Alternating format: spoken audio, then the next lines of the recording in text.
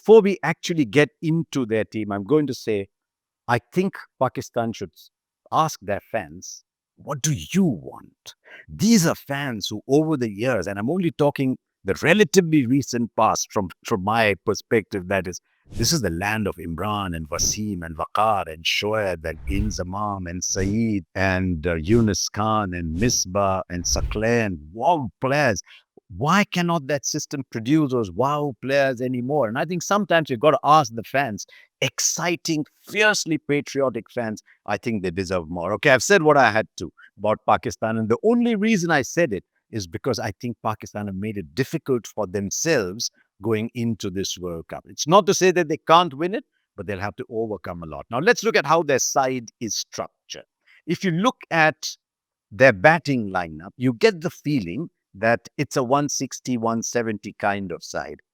And while their political posturing and geopolitical realities of whatever buzzwords you use might actually come in their way, it has led to a situation where Pakistan, of all the teams, have the draw that is best suited for them.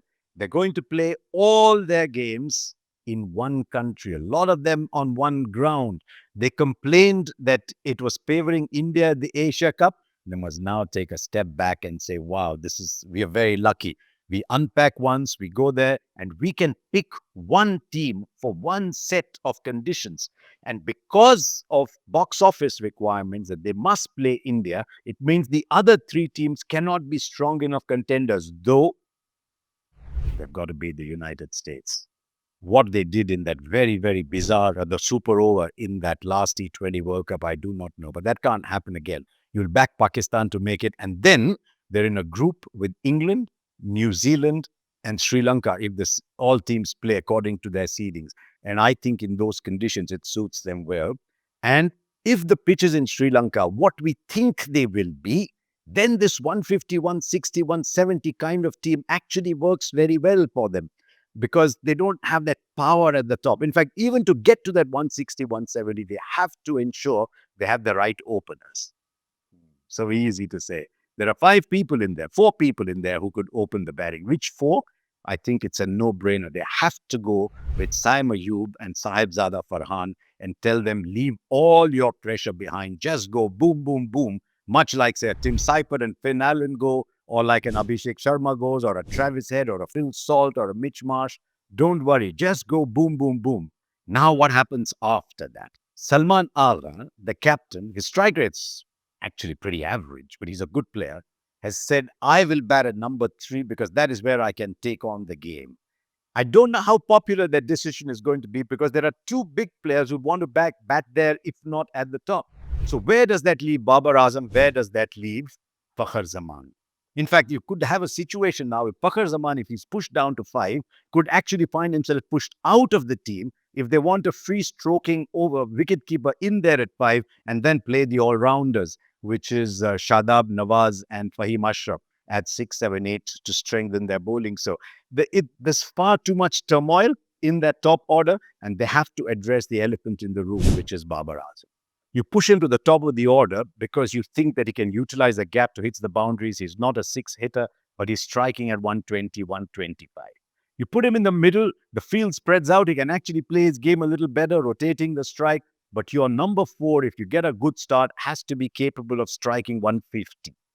But again, if they're playing on those slowish surfaces in Sri Lanka, if indeed they're slow, then Babar at 4 might actually end up working. The 150, 160 kind of games, if that is what it is, will actually suit Babar, because the smaller the game, and when I say smaller, I say anything under 170, the smaller the game, the relative value of the average over strike rate comes into play. Most times it's, yes, decent average, but strike rate the key. The numbers come down. The average just grows a little bit in importance. That might favor Babar. They can have a wicket keeper at 5. They can have Fakhar Zaman at 5. I really don't think Fakhar Zaman works at 5 for them. If he works in the top 3. But that is a call that Pakistan have to take.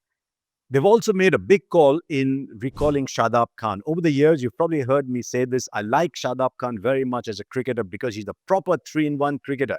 In a team that's not always the best fielding side, he's a gun fielder. His bowling has dropped off in recent times, but he can score quickly.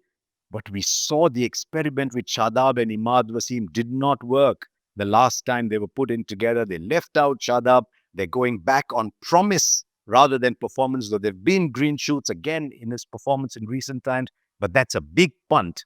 Then there's Nawaz. Nawaz carries wounds. We see that sometimes under pressure. How is Nawaz? But he's one of the leading wicket takers and he can score runs. So I think Shadab, Nawaz, and Fahim Ashraf contribute well in at 6, 7, 8. Reason I mentioned Fahim Ashraf is he takes the pace off. He might be a good bowler in those conditions because, strangely, from the land, as I mentioned, of Imran, Wasim, Bakar, Shoaib, Asif, Amer in his peak, they're actually a team that's geared more towards spin bowling. They've left out Aris Rao.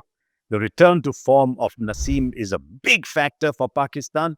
But is Shaheen Shah Afridi the T20 player that we know he can be? His great value is bowling those beautiful in-swingers at the top and taking wickets in the power play. If he's not taking wickets in the power play, he can go for a lot of runs. And I think somewhere the little aura that Shaheen Shah Afridi had has just diminished a little bit. So Afridi and Naseem Shah and then Abrar. I don't know if they want to use Usman Tariq. I mean, there's a lot said about how he delivers the ball. That's only one of the reasons. How it reaches the batter is the more important thing. But they might just throw him in as a mystery bowler from time to time. But Abrar is a good bowler. Now, see what this does to the balance of the side. Two seamers, maybe a sort of medium pacer who can take pace off. And then you've got Abrar, Shadab, Nawaz, and Sam Ayub, who I think is as valuable bowling as he is batting. And it creates a side that is very well geared to playing in Sri Lanka. I'm backing them to definitely make the Super 8s, but I do believe that this very favorable draw and the very favorable conditions they find themselves in, they should believe that they should then make the semi-finals, and who knows what happens from there. So thank you for watching and do subscribe to this channel.